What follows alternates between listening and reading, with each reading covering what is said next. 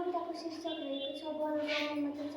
हजुरआमा भन्नुहुन्छ गाउँमा हाम्रो गाई छ।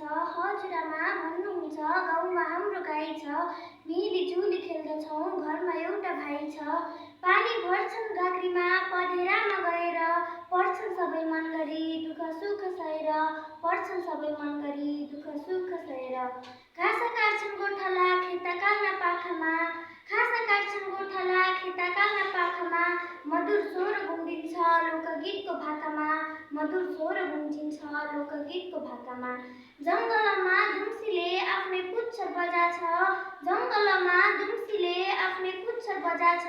दिक्क लाग्छ सहरमा बरु गाउँमै मजा छ दिक्क लाग्छ सहरमा बरु गाउँमै मजा छ।